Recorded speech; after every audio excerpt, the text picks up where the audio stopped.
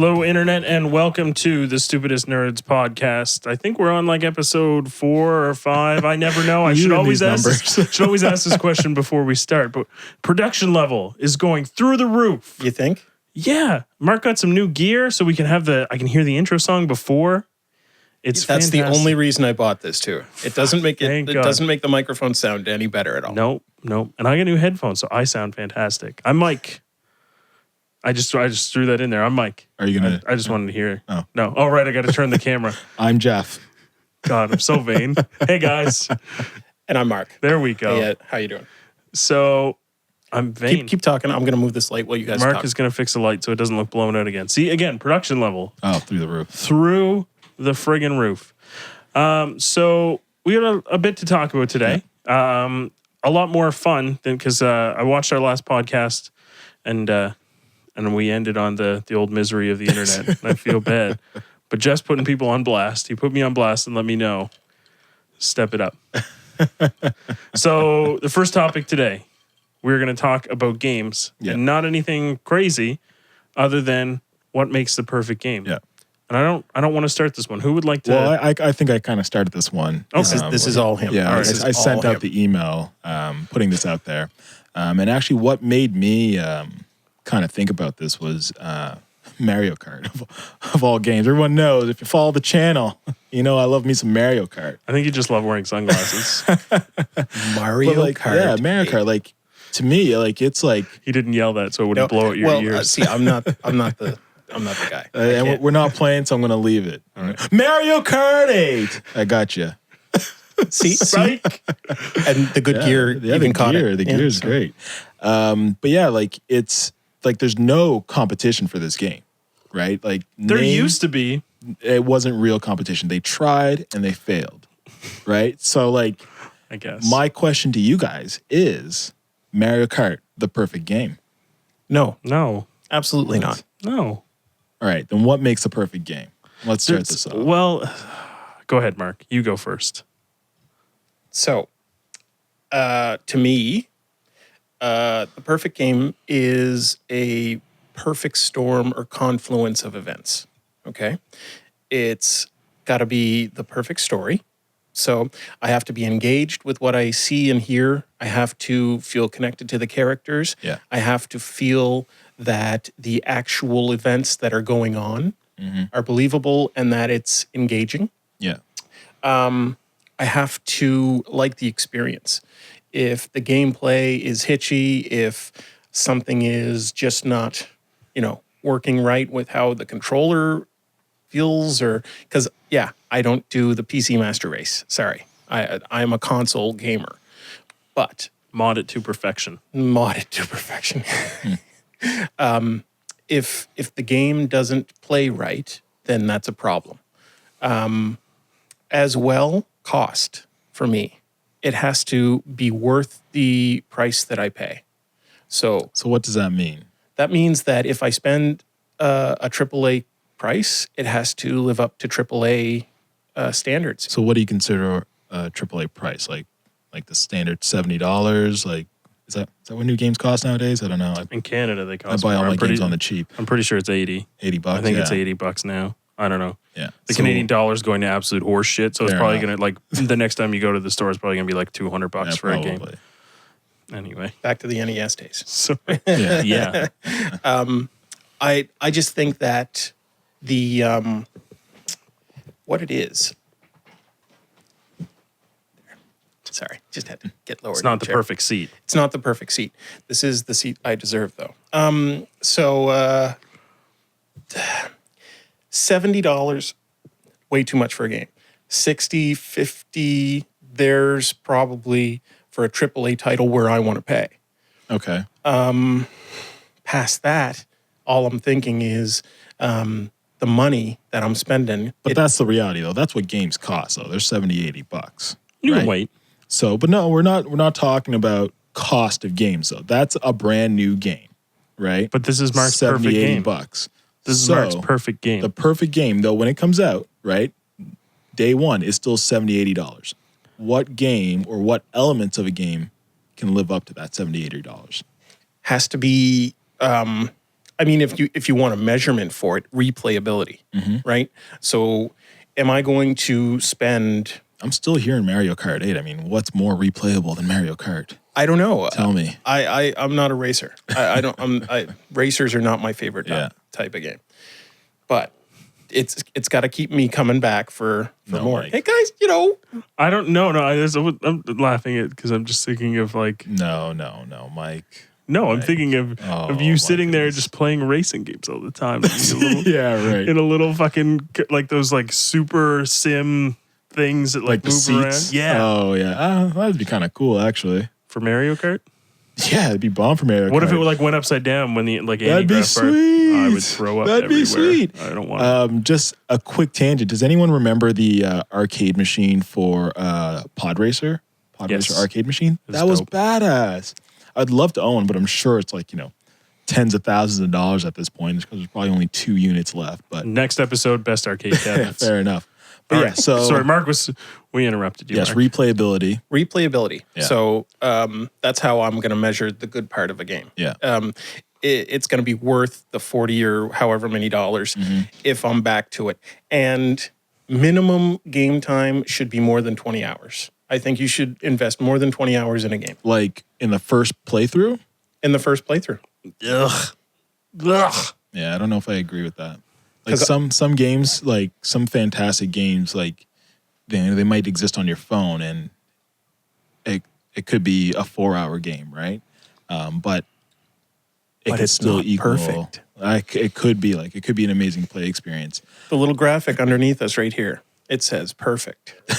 Okay, perfect. What makes the perfect game? Yeah, I don't know if game time for me factors important. Factors into it. No, not important. My what I'm thinking about while I'm playing it, how I feel. So like more of the immeasurable stuff is what makes a real perfect game. So like I'm obviously being a little tongue in cheek with Mario Kart, and just a way to get the conversation started. But like the types of games I love, they're often flawed as well, but it's okay. Sometimes it actually kind of adds to the character. Like FTL, I love that game. I love it. You're like blowing people out of the airlock. Oh yeah. It's my favorite thing to do. To me, that's like, that's an incredible game. Like, could I make the case for it being perfect? Maybe if I keep talking, I probably could. And like, I'll just continue to go back to that game. So I don't think when we're talking perfect game, I think it has less to do with cost or play time as it is just how it makes you feel and what it gets you, how it gets you thinking, how much it pulls you into the play experience. Like maybe a more traditional game for me that I really loved that I continue to talk about to this day is Resident Evil 4. Now I'm not like a Resident Evil mega fan or anything like that, but that was a perfect game at that time. It was spot on. Now, yeah, it did play longer. It had a story. Was the story that great? No, but it just sucked me right in. And I think it shows that I'm just still talking about it now. And I played that years ago on the GameCube. Mike, you have anything to add? What's your perfect game, Mike? The perfect game has already been made. It's System Shock 2. No, that's not true. There's so much not to like about that game. The only thing for me is I don't think there'll ever be a perfect game, but I think the perfect games are the ones that just make you forget. And it could be like, to your point, and that's why I don't think length is important, because it could be, the iPhone, like, I don't know how long I played that 2048 or whatever. It's a perfect game, and it's perfect for the situation. It's perfect in context, because I would, I had 5 minutes to kill. I'm just waiting for someone. Like, that's what I would go to. I'd go and do math, because apparently math is fun for me. I mean, the BioShock series has a lot of flaws. There's lots to not like about it, but I would say that's probably one of the more modern examples for me of a perfect game. It had a great story. I cared deeply about what was going on. And when it all came to an end, I was satisfied. But then there's other games like I still play so much StarCraft, so much Dota. Right. Like I've played like almost 3,000 hours apparently according to Steam. Now most of that has been just left on and watching it. But that has to figure in somewhere. Yeah. And so I feel like the perfect game it can't be perfect everywhere. Like there's lots of games that can be perfect, and Mario Kart is a good example of that. It's a perfect party game. Yeah. I would give it that. And I don't think there's fair. going to be a game that's perfect everywhere. Yeah, that's fair. Deep. I think two games that approach perfect to me. If you say Final Fantasy VIII, we're stopping right now. Just cue the music. Just turn it off. The Telltale Walking Dead series. Yeah. I think that Yeah. approach is perfection. Yeah. And I'm playing Life is Strange right now with the family. That is really interesting game. Even though the subject matter is what some people and some internet trolls will call bland, I think that the game is really fantastic. It's relatable. It's very relatable and simple. The gameplay is simple. The mechanic is simple. And Obi-Wan's telling me to move Our on. Shut the Fuck Up is on. But they've improved now. I like these ones. I like memes. Memes are fun. Just a quick question since you brought that up, though. How do you feel about, have you played any of the other Telltale games, such as the Borderlands or Game of Thrones or The Wolf Among Us? Borderlands, no. Game of Thrones, going to, but haven't yet. And Wolf Among Us, no. Please play Wolf Among Us. Yeah, it is honestly I much. haven't- I just It haven't is. gotten to it It's better Oh, than really? Walking Dead. Yeah, 100%. Okay. Okay, cool. Next topic. Yay! Speaking of Dota, time for me to tell you guys a whole bunch of stuff. So I think Mark actually added this because Mark I have has questions. Dota questions. All right. Hit me with your Dota questions and my scrub level Hit me with Dota- the Dota questions. Dota questions I will Fire educate. away. So, my Dota questions. It's a MOBA. I don't understand MOBAs to begin with. So, let's enter the conversation knowing that. Okay. However, these things make bank. League makes bank.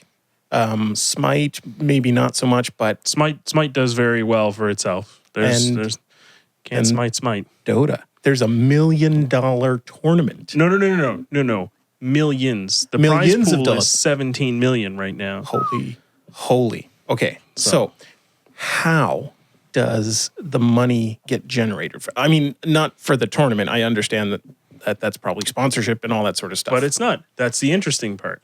So let me tell you, fine internet people, about hats. And Jeff knows because Jeff played a lot of TF2. TF2. Valve makes so much money making hats. And not Valve, because lots of people actually make money making hats. So hats is kind of a colloquial term from TF2 because they're purely cosmetic items. Actually, in TF2, there were some that did stuff. In Dota, none of them do anything. Awesome. They don't do anything. They change how your hero looks. That's And it. That's it. 100%. All it is cosmetic. 100%. And that is a little bit different than the Smites and the leagues. And I'll explain that one in a bit. But just speaking Dota, so Dota is completely free. 100%. As soon as you start the game, you have access to literally everything in the game, with the exception of some of the higher level matchmaking stuff. And that's not because it's behind a paywall. It's just because they want you to play the game a little bit first before you jump into that. But all the heroes are available, but none of the cosmetics are available. And the cosmetics come to you from either playing, you'll get them as random drops, or more often, you'll buy things like the cosmetics themselves or other items that will get you more cosmetics. Cosmetics are made by artists within the community. They submit to the marketplace. Valve selects the best, and they go from there. So you can actually play Dota and never pay a cent and experience the entire game without a problem. But what you're telling me, it sounds like grandma's knitting mittens and actually making millions of dollars. And she is, because Valve has whales, just like any casino. And the whales are people that have pumped thousands of dollars into this game. for those cosmetics. So cosmetics, because of their rarity, oftentimes they're event specific, and how the international is funded is based on an in-game book that you buy. You buy the book, it's like $20. The book gives you all sorts of different things you can do, different challenges in the game that unlock these cosmetics. And you can buy the book and play the challenges, and it's $20 well spent, and a quarter of that money goes to fund the prize pool. But you can buy things to level up your book and get better prizes. And people have spent, and Valve will actually, once you get to level 1000 on your compendium, which is this book, they'll send you a real statue thing. Of your Because at hero. this point you've spent like $300 at least, depending on where your market is, everything like that, because it varies. So literally it's funded by purely cosmetic items. Now, League and Smite and some of the other MOBAs are a little bit different because they have, when you first start the game, they'll give you a base set of heroes to play, and you can spend money to just unlock everything, and then you've got access to the full game. Or you can work towards it, use those points to buy new heroes. So Dota's model is a little different, but virtually the same, because all of those others sell purely cosmetic items. You can get skins that change the hero. They'll change how some of the animations look, but functionally, they don't really change anything about the hero. Like, because the game would be broken if I could buy item X and then my spell becomes more powerful than the standard spell. So you're saying League is broken then? No, League doesn't. None of them, to my knowledge at least, of the big three, because I've played a bit of League. It's not for me. Okay. I play Smite. Nothing you buy directly impacts the strength of the hero. It's all cosmetic, or you buy in new heroes. And then all that does is let you access the heroes that you would normally get eventually. It just lets you get them sooner. So all of the money from these free-to-play games comes from looking good. Just like in real life, you got to look fresh. Gotta look fly, man. So that generates the money for the prize pool. So you're telling me the international is funded from Valve does Dota? Valve, yeah, Valve is Dota. So that means that I believe at this point, so when the international first started, Valve paid for the whole prize pool, because at that point there weren't a whole lot of people playing the game, because it was still relatively new, out of beta, or still in beta.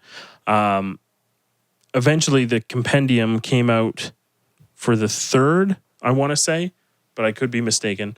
And then you could directly influence the prize pool, because a quarter of all of this money you were spending on the stuff, on leveling up, on the compendium itself, was going into the prize pool. And it jumped to like 6 million, and then 12 million, and now it's at like 17 million. So that you allow the machine to feed itself. Yeah.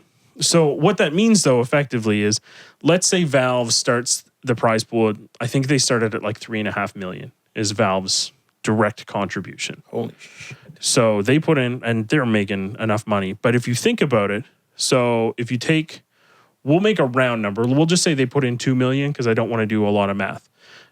So that would mean 15 million has come from people who are playing the game, buying compendiums. What that actually means is they've sold 60 million worth of hats. So all these cosmetics. Yep. And I mean, and there's real costs. Like, they've got to pay the artists who design this stuff. Absolutely. They've got to pay the programmers that integrate this into the game. There's real costs there. What is it like? But it's not more than a 50-50 split. If it's there's no way that, even if you took the same portion that they end up giving to the pro players as 15 million, there's no way that that's 15 million. It doesn't cost 15 million to program this into a game and pay a bunch of artists. Right. Even if they're making, and they're probably making more than 15 million. Oh yeah. Yeah, absolutely. Like, it's and that's why they can afford to do that. Right. Because fuck it. Like, this one event, regardless of what else Valve does. Valve makes money on Steam, they make money on their own games. This one event probably fuels a large portion of their revenue for the entire year. Good for them. And the revenue keeps coming back on other things, because obviously you're going to get all of your stream revenue. You're going to get all your other marketing deals that you have with all these other and so those traditional things are there. But realistically, the thing that makes the money is that. So what you've just explained to me is why the numbers are so high on things like Twitch for Dota. Yeah.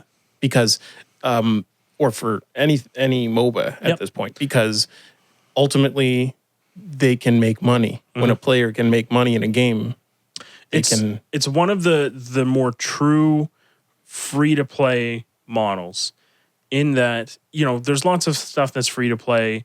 It's creeping its way into consoles. Any person that owns a smartphone knows what a scam free to play is. Right. It's one of the pure free to play models, in that it doesn't change the game. You get access to everything. There's literally a $0 barrier of entry, other than the cost of a computer and a network connection. $0 it costs you to play Dota. If you've got a computer that can run it, you can play Dota. You can get into the international, even if you want to dedicate that much time to it. There's nothing stopping you. But almost everyone spends something, and a few people spend a lot. And that's how we have Dota. And that is the rest of the story.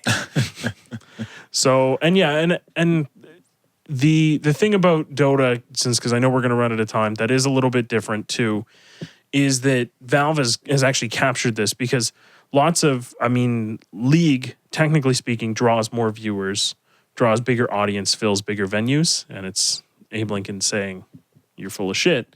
But Valve actually harnesses that to generate better revenue and gets the community a little bit better involved. And that's why I think Dota's got a bit more staying power than League does. So League is technically a bigger game when we're talking users, like yes, players. Yep.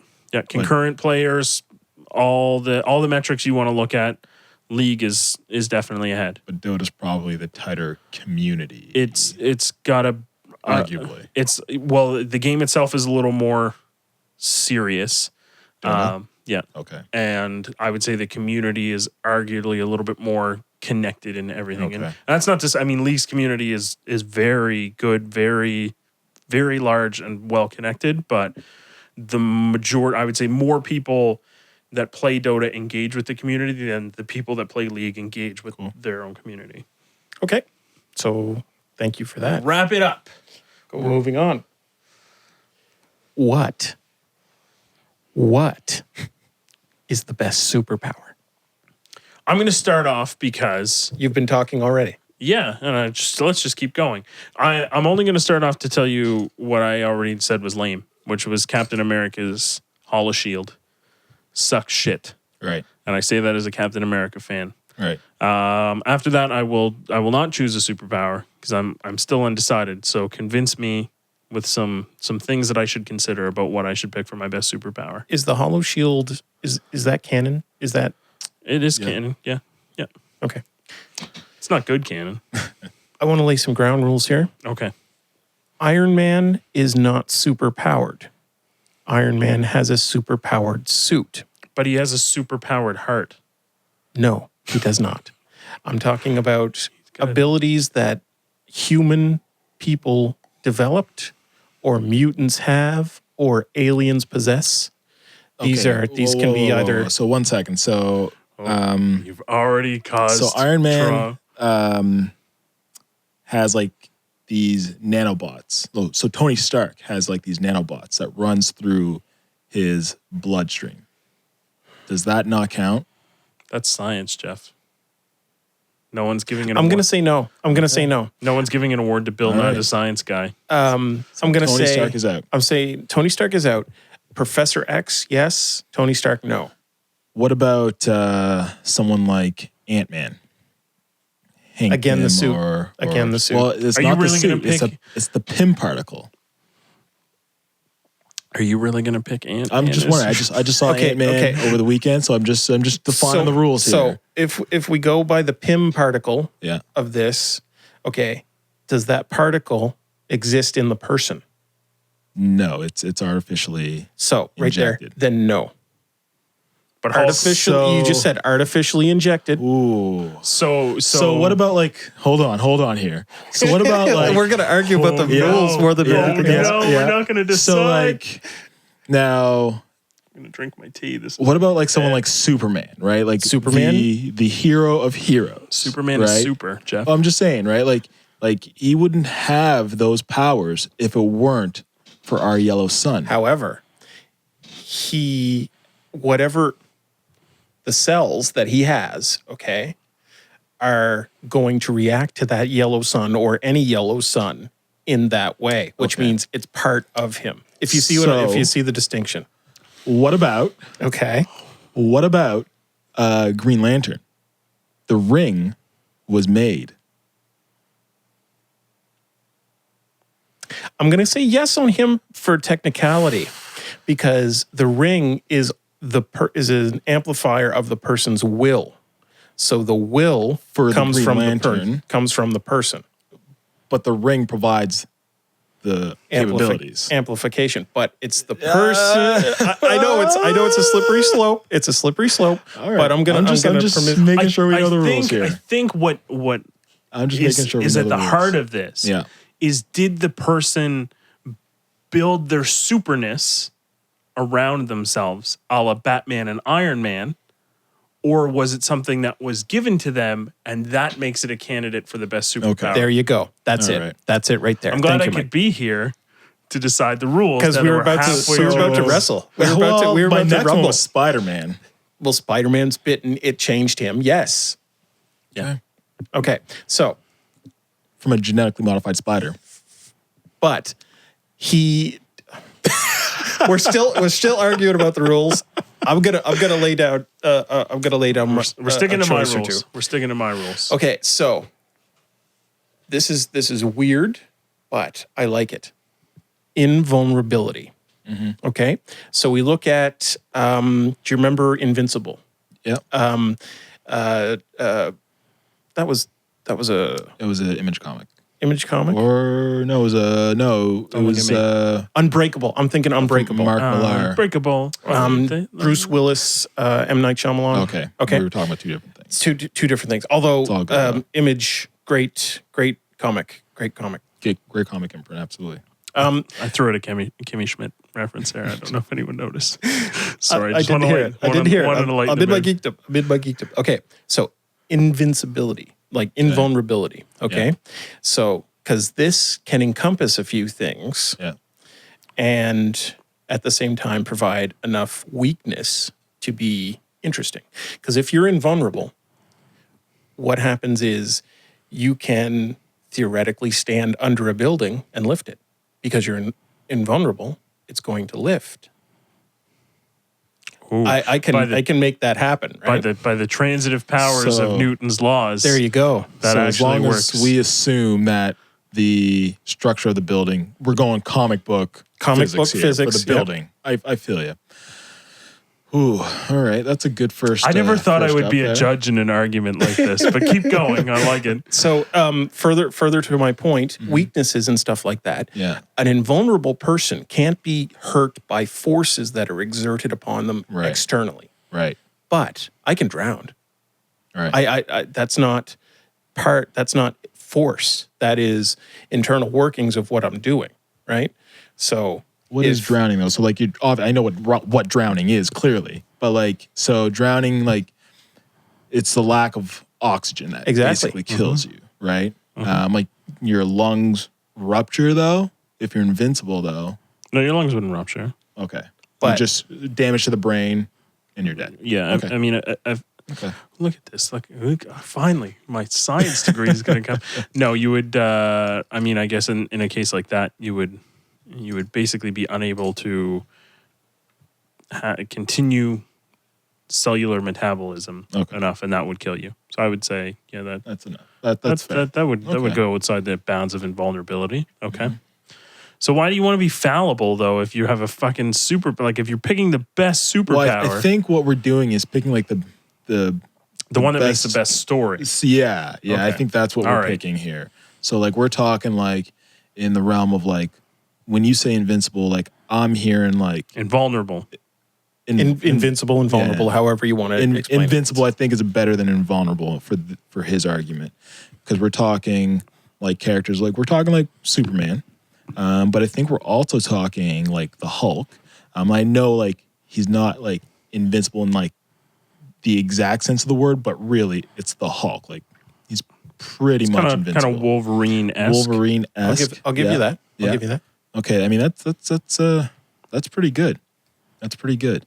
I'm actually going to go a little outside here, and I'm going to say a pretty sweet superpower, and I would say one of the greatest would be Jedi powers. So telekinesis, and I guess because and like you have hyper senses as well, like your reflexes are heightened, and you're able to control weak minds. That's an interesting. That's the one I think I'm gonna go with. So you think myself. Jedis make the best superheroes? I think they make damn good superheroes. Yeah, absolutely. Okay. What about you, Mike? I have no idea. I really don't. Other than Captain America's shield is terrible. So no super soldier serum for you? No. And I think you covered it well with invincibility, though. I think that's a very, very strong candidate. I mean, it's the basis for a lot of superheroes as well. The one that I think is most interesting is like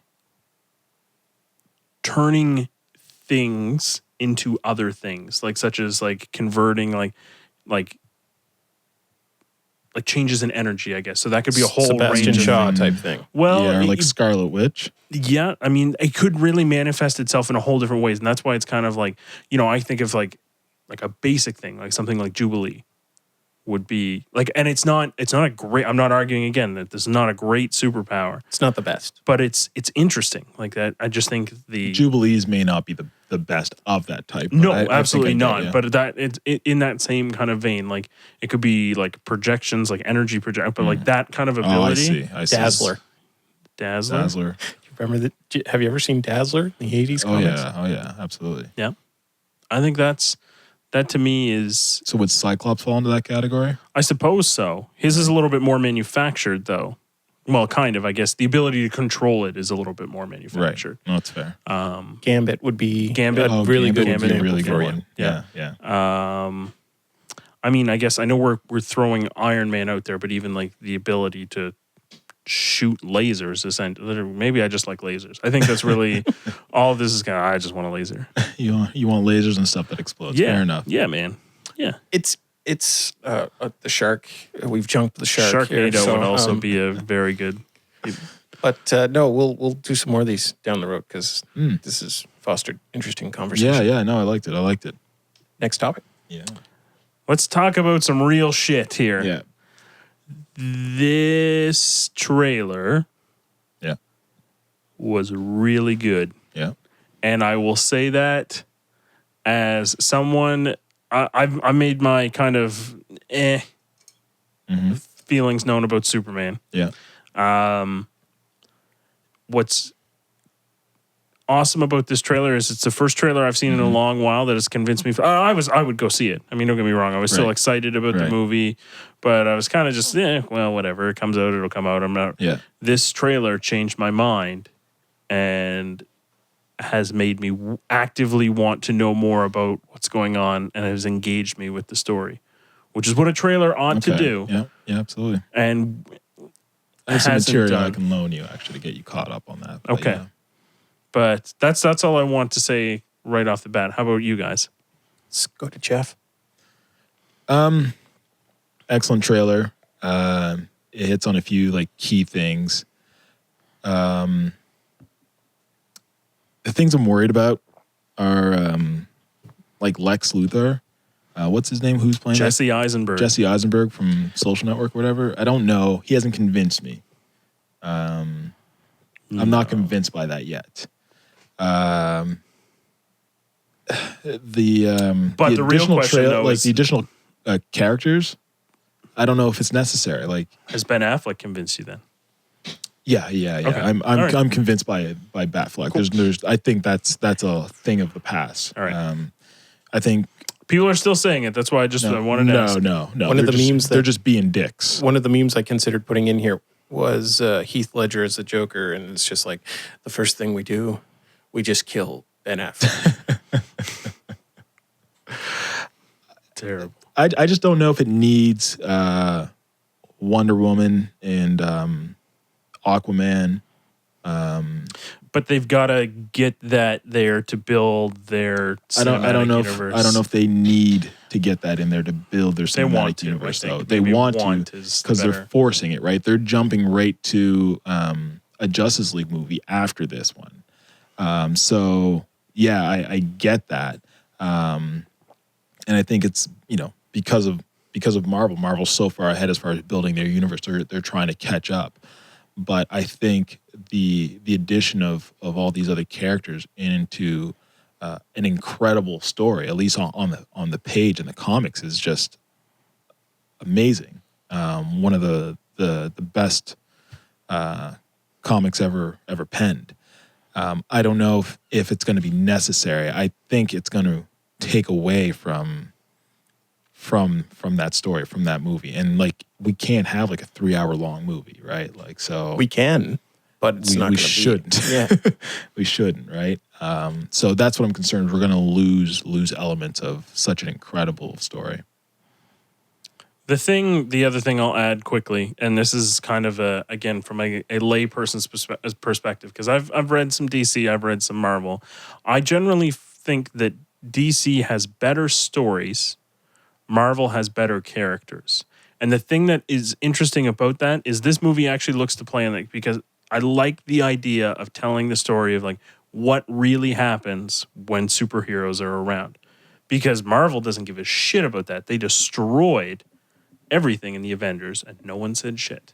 I mean, there was that's like not true. It gets mentioned, it gets referenced, and I think we'll start to see more of that. Like, well, we heard a bit of it in Ant-Man, and we're going to see more of it for Civil War. That's absolutely what will be happening. But I think DC was forced into telling like the story after Man of Steel. I don't think that was their original direction. Like, fans were like, what the fuck? Like, Superman just destroyed an entire city and we're all happy afterwards. Like, oh, Superman's now just shooting down satellites. The army's just going to pull up and be like, hey, don't do that anymore. Like, like, can you please and that's really where they were going to leave it. Like, so, I think the movie's going to be fantastic. I'm glad they're going in this direction, but let's not give them too much credit here, because I don't think that was the original intention. Okay. But I'm glad they're picking that ball up and making something of it. I do like how they're pulling Bruce Wayne into that story from Man of Steel. I think Batman v Superman will only make Man of Steel a better movie as well.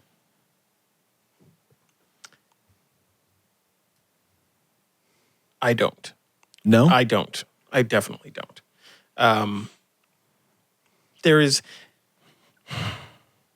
I liked Man of Steel. Don't get me wrong.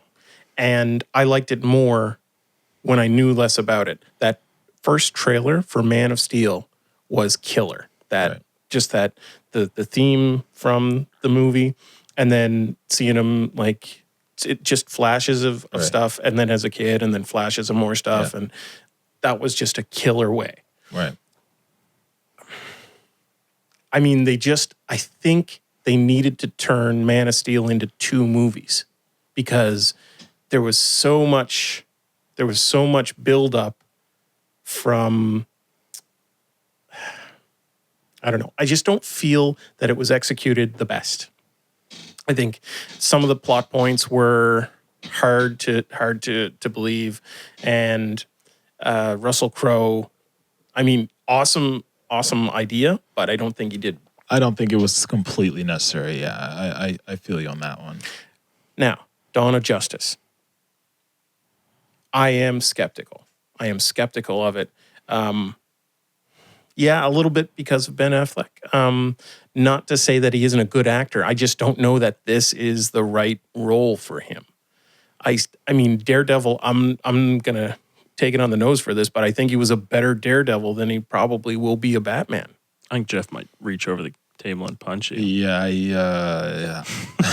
I don't know about that one. I will like, stand to be proven I'm an wrong. original Daredevil movie apologist, but no.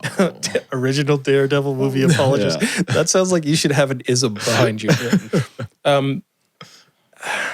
I don't trust Jesse Eisenberg either yet. Yeah. And I do think the amount of superheroes that are being kind of pigeonholed into this is Absolutely. going to weigh it down. Yeah. But does it really matter if Jesse Eisenberg sucks for the whole universe, or does it matter for whatever they do next with Superman? It matters for this movie. Does Absolutely. it? Does it though? I mean, the real conflict is Superman versus Batman. Is it though? We don't know that for sure. We're not 100% on that. And that's the thing, right? If the real conflict was Superman versus Batman, we wouldn't have Lex Luthor. We wouldn't have, I was going to say Iron Man, Aquaman.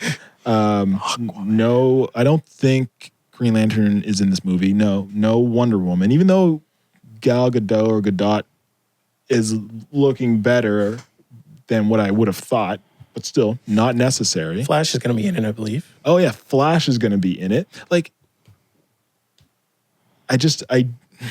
no. But I mean, I guess the trailer makes you think that he plays at least a half decent supporting role, other than just showing up and saying, "Oh, hey, by the way, I'm Lex Luthor. I'll be in subsequent movies," which you think is what's going to happen with the other characters, which I would agree with, ish. But what if it's just a case that like the trailer is a little biased towards that, but it ends up that really he's just there to say, "Oh, by the way, I'm in this universe too. See you next time, guys." It's very well possible, but he is featured in the trailer. We don't see Aquaman. We don't see Flash. I think even Nightwing is in the movie as well. There's a dead Robin. There's some speculation as to who it is. Right. But right. So I think that's what's going to weigh down the movie. And I think Lex Luthor is going to play a bigger part than we will want him to. I don't disagree with that, but I'm saying just kind of for argument's sake, it could just be the case he's showing up just to... It is very well possible, but they made a point of putting him in the trailer. They're showing him with the kryptonite. Like the social media accounts have had him in a few of their shots and like promo stuff. So I think he's going to play a fairly substantial role.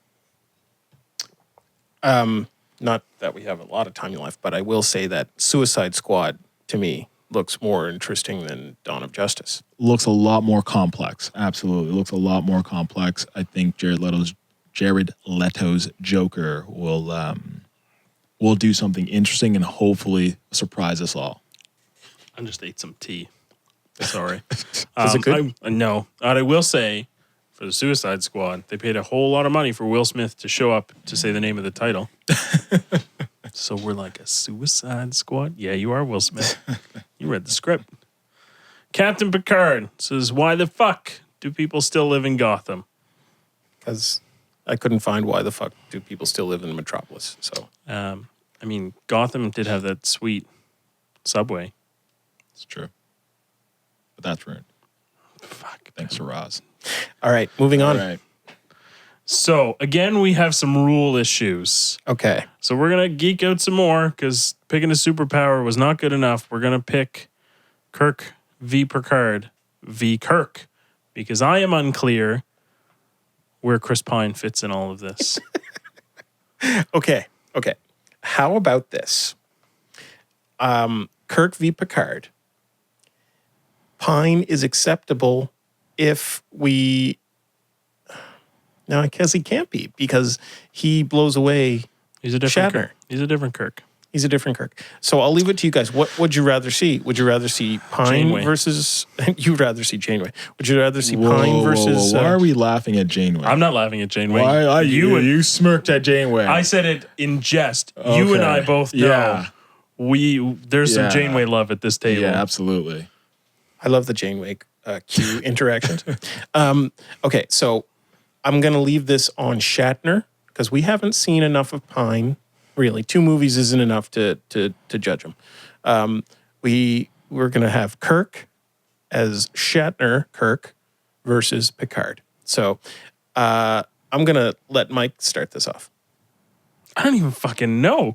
I mean, this is the quintessential nerd. We've really come and embraced our nerdiness now in the basement. Now let's talk about Kirk versus Picard. I grew up with Picard. Yeah. I have an immeasurable fondness for him. However, the thing that I have to realize as an adult now is that without Kirk, there is no Picard. Because there's no way that Picard would be who you go with. I think if Star Trek existed just from the Next Generation, I don't think it would be the Next Generation. As in a sequel? That's deep. No, I just mean as in that might not be the story they go with initially telling. Right. I think there had to be some backstory, I something think, that I think happened what you're first. arguing is the original Star Trek versus Generations. That's not what we're arguing here. No, well, I mean that's the genesis of the captains have to happen that way. I think Picard as a character is more interesting, but it's also because he also reflects a more modern sentiment than Kirk's. Okay. Dicking aliens, shooting bitches. Right. So I would go with Picard, I guess is. That's fair. Janeway is number one is Janeway. Number one for me is Janeway, but Janeway's so another fucking podcast. cool. That's I don't know why no one podcast. likes. No. It's not no one. I like You I'm and a I. fond admirer of Janeway. But that's not what we're arguing. This is Kirk versus Picard. I got to go with Picard. To me, Kirk is like a pirate. He's like a swashbuckler. Is that swashbuckler? Is that how you say it? I don't know.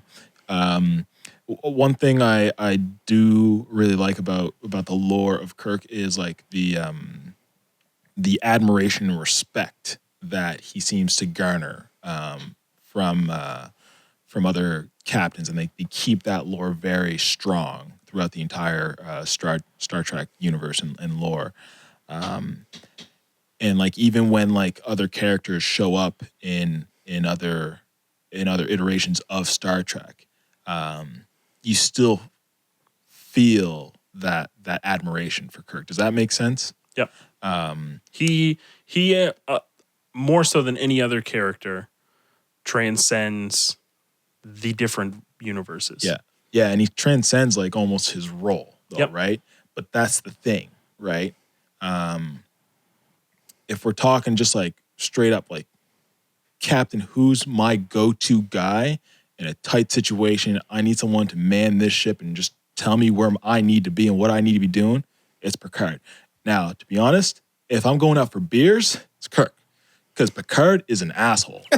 He is. He's just going to drink Earl Grey tea. He is a straight up asshole. Like he hates kids.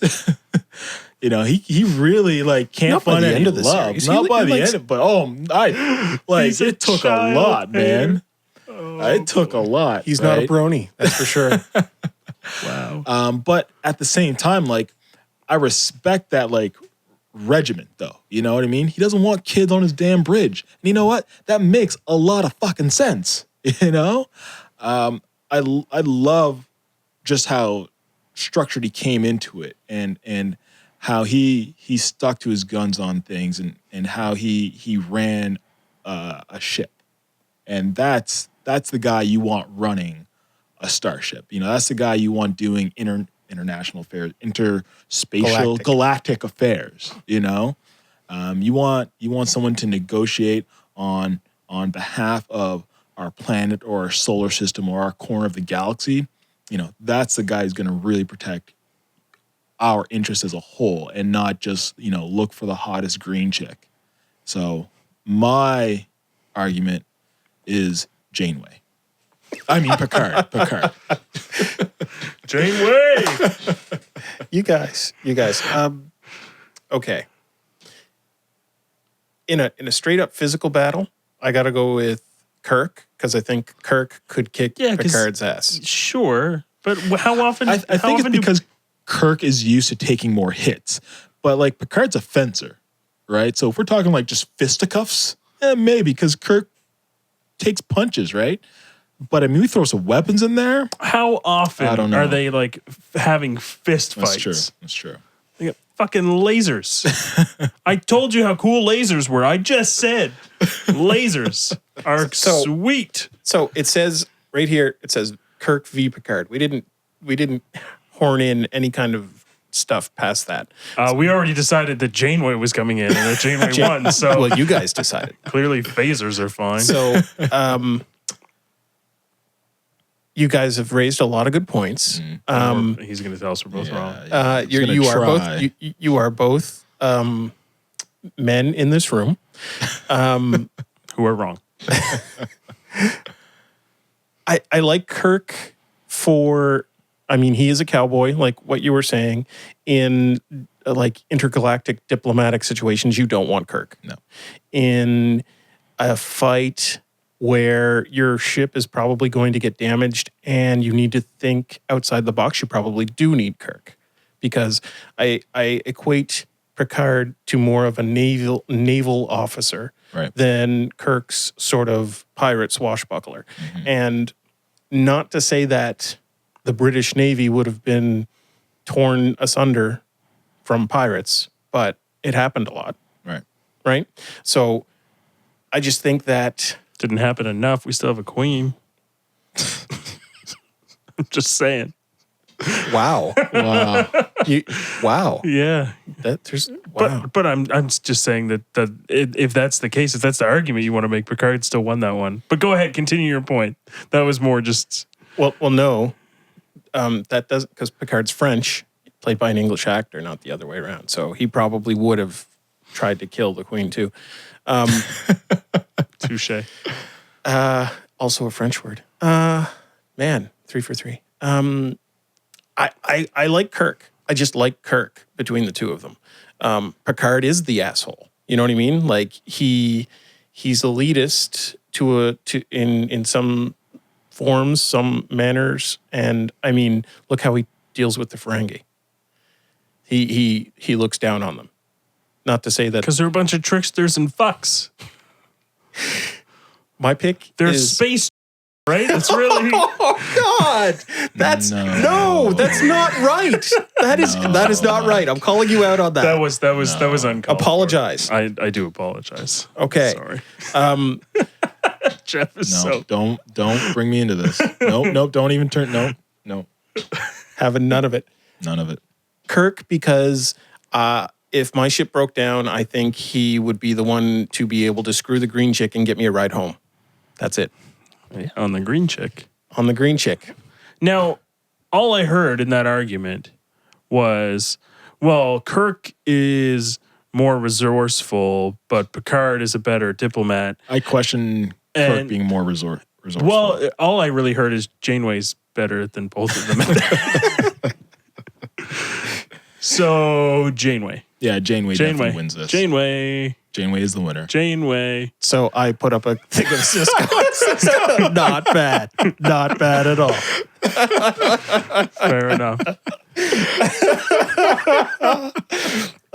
Yeah, that's it, guys. Or Cisco. That's pretty much the end of her. You know what, though? I will say the easier question is who is the better first officer? And the answer is clearly Riker. Have Absolutely. you Definitely Have you seen the gifs of that man mounting a chair? Sure. He loves to mount a chair. He really does. He has a back problem, and he had to fucking horse over chairs. And because the music's on, we can't talk about that. Maybe we'll put the gifs at the end of the video. We can. All right. We can. All right. Good. Perfect. Well, it's time to go. Thanks for joining us in the most nerd debate dungeon basement we've done. I'm Mike. Yeah, please turn the camera. I'm Vane. Jeff. And I'm Mark. We will see you next time. Peace.